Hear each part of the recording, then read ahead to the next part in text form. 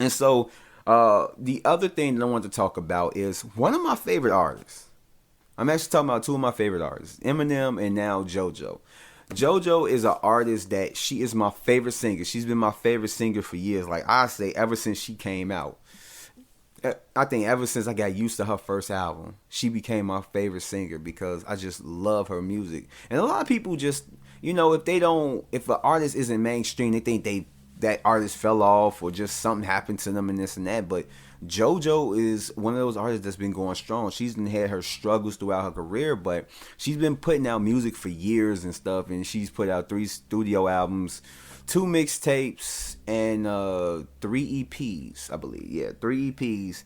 And then she has some like kind of some leaked music come out as well.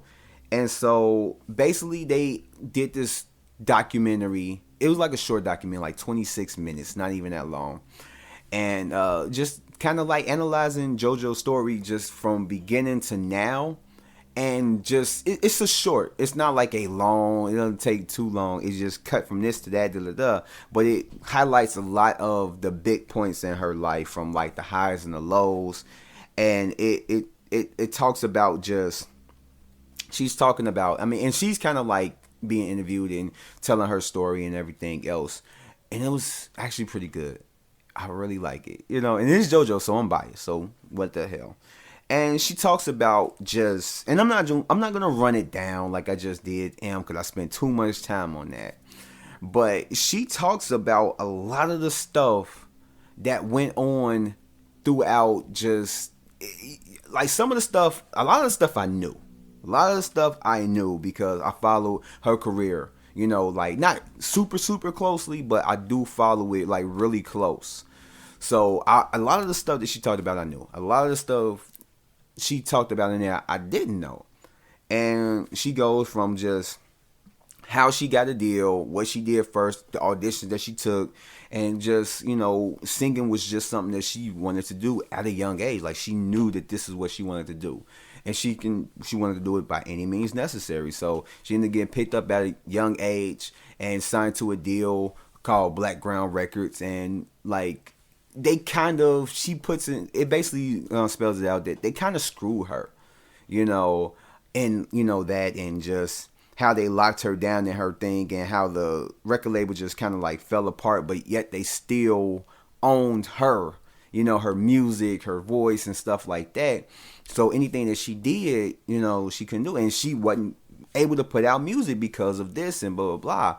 So it was kind of like hard times, and she talks about that in depth, and just kind of like the bad parts, and just how she fell into an addiction into drugs and substance abuse or drinking and stuff like that, and how she would just go around making out with random people at clubs and stuff like that. And it just had me thinking, like, why couldn't I be at the club and be one of the guys that she was making out with? No, let me not play with that. But in any case, yeah, it's just, that was one thing I didn't know.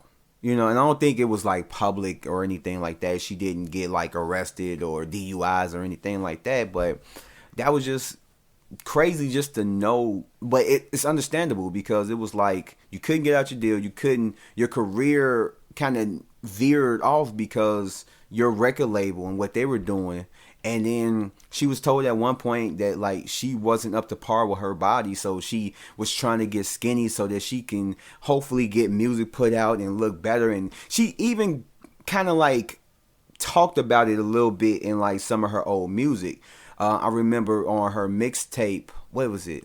I don't know how to pronounce it. Agrope. It was like named after her dog. And on the first track, it's called Back to the Beginning. And toward the end of it, it said, if you put your titties out, then I'll put your record out. And when I heard that, even then, I kind of knew that was relating to her, and it made it sound personal.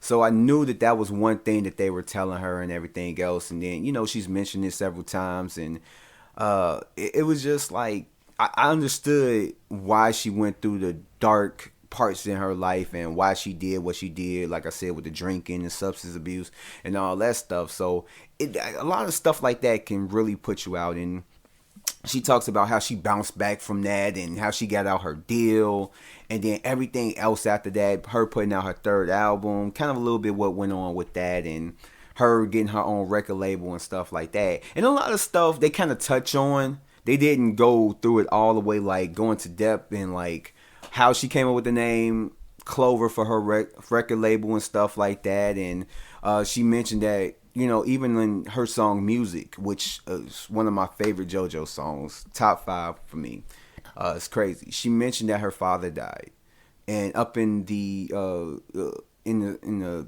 documentary, I guess you could call it a documentary, but the docu series, whatever you want to call it, in the video, she mentioned that her father, that's basically what killed him, is that, you know, he had a substance abuse problem, and he ended up dying in his sleep. And that was one of the things that made her change her thing. And, you know, and she didn't really touch on it too much.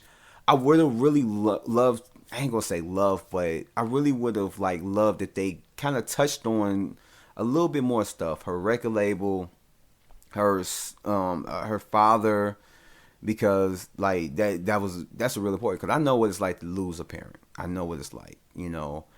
And, you know, it was certain things that I wish that they would have extended a little bit more, because when you're watching it, it does go from one thing to the next, to next, to next, to next. But at the same time, it's trying to put like a lot of information in under 30 minutes, like this podcast.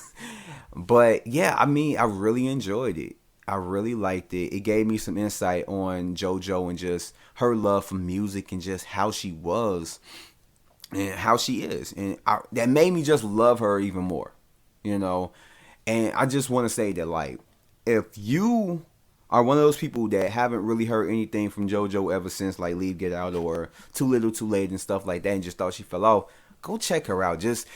Because you got JoJo Siwa on there, just put JoJo Levesque, you know, or Joanna Levesque, and her music will pop up. And just listen to just random songs. Listen to the song Music, one of my favorite songs. Another one of my favorite songs from her, Reckless. She does a cover over Anita Baker's song, Caught Up in the Rapture Love, which is one of my favorite songs, top 5. I just love that song.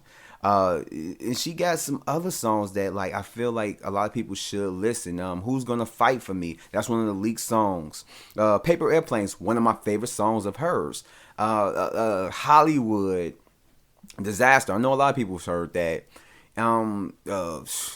Guardian Angel, you know, it's a lot of songs. Even songs off her mixtape. She got a song, Save My Soul, you know, and Say Yes, or Say Love. That's what it's called, Say Love. It's countless songs that she has out that, you know, I feel like a lot of you guys should check. Matter of fact, I'm gonna put everything in the description below. That's what I'm gonna do.